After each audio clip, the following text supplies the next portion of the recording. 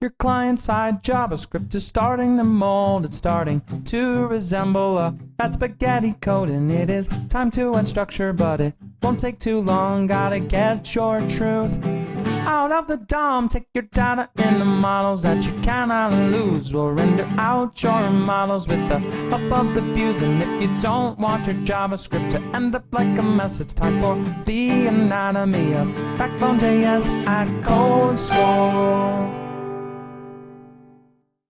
In this course, Eric Allum and Greg Pollock will lead you through 7 high-quality screencasts and 45 in-browser code challenges so you can learn the basics of Backbone.js. Let's take a quick tour of the course interface. To start the course, you'll watch through the first video, and when you're ready to start the challenges, just hit the big button below the video. In the challenge interface, you'll see the number of points each question is worth, the challenge itself, and then a window where you can start typing the solution. After you type code and submit it, if you don't get it right, an error message will help you figure out what's wrong with your code. If you get stuck at any point, you can take a look at the slides, and there's no shame in asking for a hint if you need one to help you solve the challenge. On the top left side of the screen, you'll see your total points.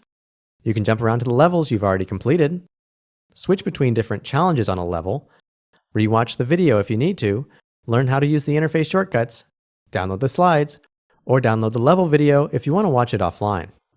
In this new course, we'll show you how to build a dynamic web application using Backbone.js. To get started, we'll do a quick overview of Backbone in the first level, and then take a closer look at views, models, and how they work together to represent your data on the client side.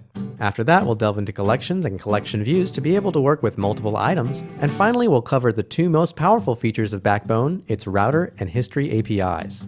For each level you complete, you'll receive a badge, finally earning the course completion badge, which will be displayed on your public profile.